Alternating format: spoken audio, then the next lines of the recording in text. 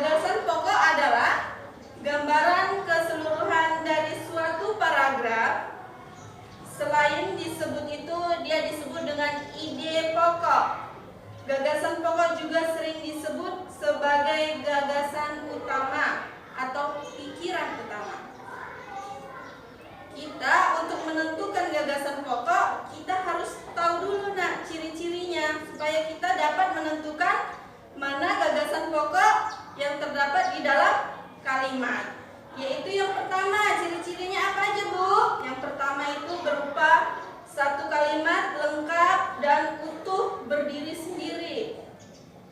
Yang kedua, mempunyai arah yang jelas tanpa dihubungkan dengan kalimat. Yang ketiga, mengandung topik permasalahan. Yang keempat, dibentuk tanpa kata sambung maupun transisi. Yang kelima, pada paragraf induktif, gagasan pokok ditandai dengan kata kunci sebagai kesimpulan. Nah, di sini udah Ibu jelaskan tentang gagasan pokok. Ada yang belum paham? Ada? Kalau diam berarti semuanya udah paham, ya kan? Di sini Ibu masuk di pembelajaran IPA. IPA di sini tentang bunyi. Tema 1 kita di situ tentang bunyi. Nah, tema 1 pembelajaran 1 atau subtema 1 tentang bunyi. Ada yang mengerti tentang bunyi? Ada?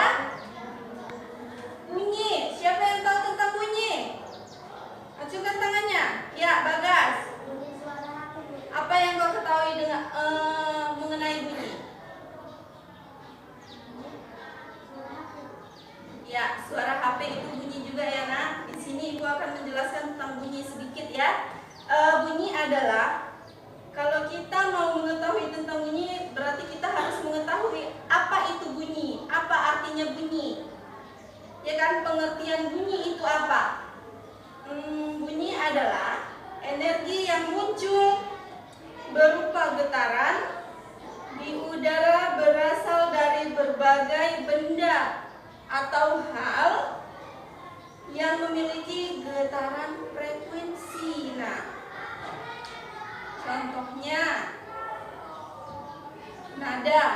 Nah, kalian pernah dengar nada-nada? Kalau kita dengarkan musik itu kan ada nada-nadanya. Itu kan, nah itu contohnya. Contoh dari bunyi adalah nada. Nada adalah bentuk bunyi dengan frekuensi yang teratur. Makanya musik itu dia teratur karena ada nada-nadanya yang indah di situ, ya kan? Yang kedua contohnya gema. Gema itu bentuk bunyi pantulan yang baru bisa didengar setelah bunyi asli yang keluar, Mas. Kalau kita udah mengetahui pengertian bunyi, terus contoh bunyi, kita harus mengetahui sifat-sifat bunyi. Sifat-sifat bunyi apa aja, Bu? Sifat-sifat bunyi itu memerlukan yang pertama memerlukan medium untuk merambat. Yang kedua, dapat diserap dan dipantulkan.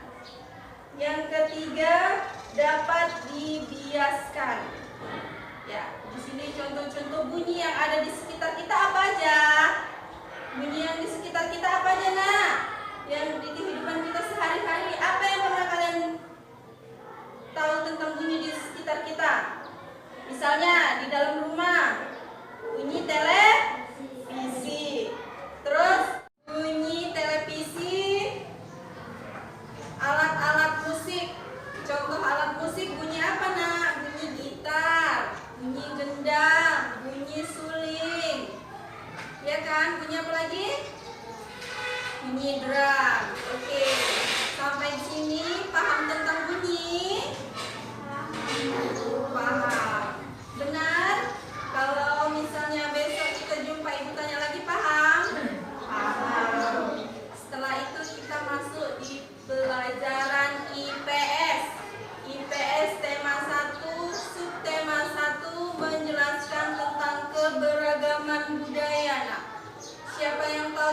keberagaman budaya? Ada?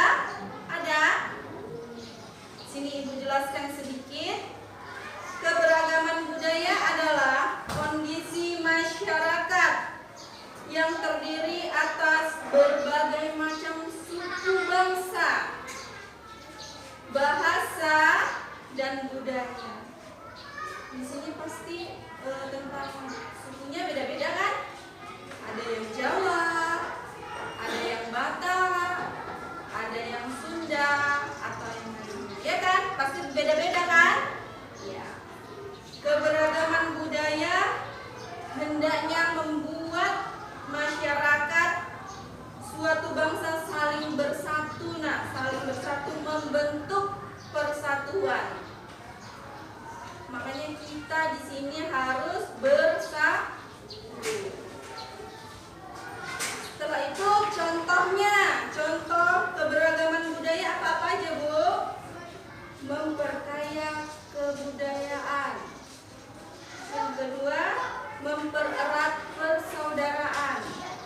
Yang ketiga, menumbuhkan rasa nasionalisme. Sampai sini paham? Ya, kita sudahi pembelajaran hari ini sampai di sini. Sebelum Ibu tutup, marilah kita berdoa. Doa